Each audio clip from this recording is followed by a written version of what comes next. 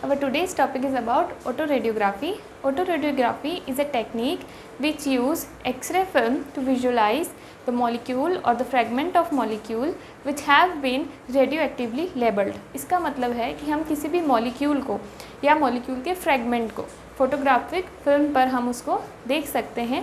पहले उनको radio labelled करना पड़ेगा, उन मॉलिक्यूल्स को या उन मॉलिक्यूल्स के फ्रैगमेंट्स को। तो रेडियो एक्टिवली लेबल्ड करने के लिए हम कौन से आइसोटॉप्स यूज़ करते हैं? Radio isotopes S35, H3, C14, P32, sulphur, tritium, carbon and phosphorus का हम यहाँ पर यूज़ करते हैं। इसका प्रिंसिपल क्या है? प्रिंसिपल ये है कि जब हम जो हमारा सैंपल है उसको रेडियो एक्टिवली आइसोटॉप करते हैं हम, तो क्या होता है कि वो रेडिएशन इमिट करता है और वो रेडिएशन की वजह से जो फोटोग्राफिक फिल्म हम लेते हैं वहाँ पर डार्क स्पॉट्स बन जाते हैं। वो डार्क स्पॉट्स से हम फिर विजुलाइज कर सकते हैं। तो ये डार्क स्पॉट्स कैसे बनते हैं तो हम देखते हैं यहाँ पर, जैसे कि हमने AgCl लिया है, ठीक है। तो AgCl लिया है, AgCl जो है आगे रिड्यूस हो जाएगा Ag+ और Cl- में, और जब उसके ऊपर रेडिएशन पड़ेगी, जो हमारा आइसोटॉप हमने सैम्पल को रेडियो एक्टिवली आइसोटॉप किया है ना, तो वो उससे जो रेडिएशन निकलेगी वो रेडिएशन Ag+ आयन को वो Ag एटम में कन्वर्ट करेगी और इसी वजह से फोटोग्राफिक फिल्म के ऊपर डार्क स्पॉट्स बनेंगे Ag एटम की वजह से। यहाँ पर AgCl ही लें ऐसा ज़रूरी नहीं है, AgX बोल सकते हो आप। X की जगह पर कुछ भी हैलाइड ले सकते हैं। यहाँ पर हम ले सकते हैं BrClI, कोई सा भी हम हैलाइड यहाँ पर ले सकते हैं। यहाँ पर AgCl के एग्जाम्पल लेके बताया है मैंने। तो ये इसका बेसिक प्रिंसिपल है और इसके यूजेस हैं कि हम किसी भी मॉलिक्यूल को देख सकते हैं, सेल को देख सकते हैं, सेल ऑर्गेनल्स को देख सकते हैं, ठीक है। तो ये सारे इसके यूजेस हैं। और भी कुछ यूजेस हैं तो आप वो कमेंट बॉक्स में लिख कर बताएं।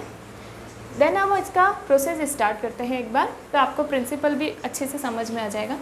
ये इसकी स्लाइड है, हमने एक स्लाइड ले ली है। स्लाइड के ऊपर हमने सैंपल रख दिया है। ये ग्रीन कलर का सैंपल शो किया है और ये रेडियो आइसोटॉप है। रेड कलर से हमने इनको शो किया है कि ये जो सैंपल है वो रेडियो आइसोटॉप है।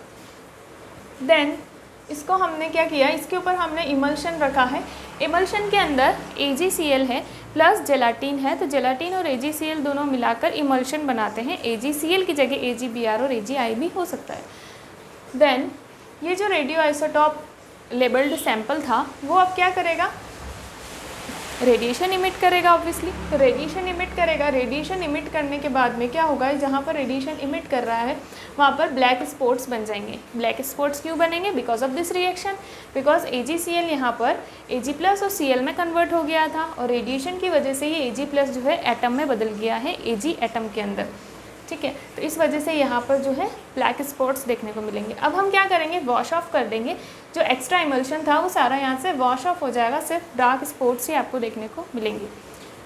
देन इस तरीके से हम एक ऑटो रेडियोग्राफी देख सकते हैं, जिसके ऊपर आपको जो आप देखोगे तो ऐसा करके फोटोग्राफिक फिल्म पर ऐसे डार्क स्पॉट्स देखने को मिलेंगे। ब्लैक कलर से होगा, मैं ब्लू से बता रही हूँ, ठीक है। तो इस तरीके से आप उसको विजुलाइज कर सकते हो। देन हम देखेंगे टाइप्स ऑफ ऑटो रेडियोग्राफी, मतलब टाइप्स ऑफ सैंपल आप कैसे उसके अंदर रख सकते हो, किस तरह से रख सकते हो। तो on the emulsion, between the emulsion and below the emulsion, यानी इमल्शन के ऊपर। तो सैंपल आपने कहाँ रखा है, इमल्शन के ऊपर, ठीक है। ये स्लाइड है, ये इमल्शन है और सैंपल कहाँ है, इमल्शन के ऊपर। देन यहाँ पर बिटवीन द इमल्शन, सैंपल कहाँ रखा है, इमल्शन के बीच में, उसके चारों तरफ इमल्शन है सैंपल के, इमल्शन के बीच में। देन बिलो द इमल्शन, यानी इमल्शन के नीचे, यानी नीचे जैसा कि ये हमने शो किया है। पहले स्लाइड है, देन हमारा सैंपल है, देन उसके ऊपर इमल्शन है। तो सैंपल कहाँ रखा है, इमल्शन के नीचे। तो ये 3 टाइप्स हो गए। अब देखेंगे फैक्टर अफेक्टिंग कि कौन से फैक्टर्स हैं जो ऑटो रेडियोग्राफी को अफेक्ट करते हैं। पहला देखेंगे एनर्जी ऑफ रेडिएशन। तो जो रेडिएशन आप दे रहे हो, जो रेडिएशन वहाँ से इमिट होनी चाहिए वो बीटा रेडिएशन होनी चाहिए। अल्फ़ा गामा भी ले सकते हो, बट कुछ ज़्यादा या कुछ कम हो जाएगी तो डार्क स्पॉट्स या तो कुछ ज़्यादा डार्क मिल जाएगा या बिल्कुल लाइट मिल जाएगा, तो ऑब्जर्व नहीं कर पाएंगे अपन, है ना। वहाँ पर जो है ऑब्जर्वेशन में प्रॉब्लम हो जाएगी। इस वजह से यहाँ पर हम बीटा रेडिएशन का यूज़ करते हैं, जो कि हमको इनसे मिल जाएगी, सल्फ़र और ट्रिटियम और कार्बन, ये जो हमने आइसोटॉप्स लिए हैं। फॉस्फोरस से भी थोड़ा डार्क मिलता है spot. Then distance and thickness of sample. तो जो सैंपल है हमारा, ध्यान से समझना, कि ये जो सैंपल है और ये जो इमल्शन है, इन दोनों के बीच में जो डिस्टेंस होना चाहिए, ना तो कम ना तो ज़्यादा होना चाहिए, ठीक है। इतना डिस्टेंस होना चाहिए कि वो लाइट जो यहाँ से रेडिएशन जो इमिट हो रही है वो इस इमल्शन पर एग्जैक्टली चली जाए, ना तो बिल्कुल इमल्शन के बिल्कुल ऊपर चली जाए तो स्पॉट बिल्कुल ऊपर बनेगा, या तो फिर सारी लाइट ये सैंपल पर ही एब्जॉर्ब हो जाए तो डार्क वहीं पर स्पॉट्स बन जाएंगे। इस वजह से दोनों सैंपल और इमल्शन के बीच में डिस्टेंस जो है वो बराबर होना चाहिए। Grain size and the amount of AgX। Grain किसको बोला है यहाँ पर, ये जो इमल्शन लिया है ग्रेन्स की फॉर्म में है, ऐसे ग्रेन्स की फॉर्म में इमल्शन लिया है हमने। सो ये ग्रेन्स का साइज़ भी जो है वो बहुत ज़्यादा बड़ा या बहुत ज़्यादा छोटा नहीं होना चाहिए, ठीक अमाउंट में होना चाहिए, वैसे छोटा ही होना चाहिए, बहुत बड़ा या बहुत छोटा नहीं होना चाहिए। छोटा होगा साइज़ तो आराम से रेडिएशन उसमें एब्जॉर्ब हो सकेगी। देन अमाउंट ऑफ AgCl का अमाउंट भी बहुत ज़्यादा या बहुत कम नहीं लेना है, AgCl Bri कुछ भी हो सकता है हैलाइड, ठीक है ना। देन है थिकनेस ऑफ इमल्शन। इमल्शन जो है उसकी थिकनेस कितनी होनी चाहिए, बहुत ज़्यादा थिक होगा, मान लो इमल्शन इतना ज़्यादा थिक है तो क्या होगा, लाइट जो रेडिएशन है वो अच्छे से अंदर नहीं जा पाएगी, है ना। और अगर बहुत ज़्यादा थिन होगा, मान लो इतना थिन इमल्शन लिया है हमने, तो क्या होगा, स्पॉट्स यहीं बन जाएंगे। तो ऐसा भी नहीं होना चाहिए कि बहुत ज़्यादा थिन ले लो या बहुत ज़्यादा थिक ले लो। कितना साइज़ होना चाहिए, 5 to 50 micrometre. Then exposure time, कि रेडिएशन कितनी देर के लिए एक्सपोज कर रहे हो आप। बहुत ज़्यादा देर के लिए एक्सपोज कर रहे हो तो बहुत डार्क कलर मिल जाएगा, और बहुत कम देर के लिए एब्जॉर्ब कर रहे हो तो कोई कलर मतलब डार्कनेस नहीं देखने को मिलेगी।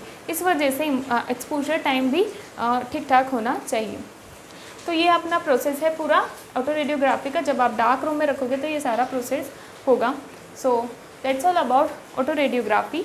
So if you like my video, hit the like button and subscribe my channel and share it with your friends and keep learning.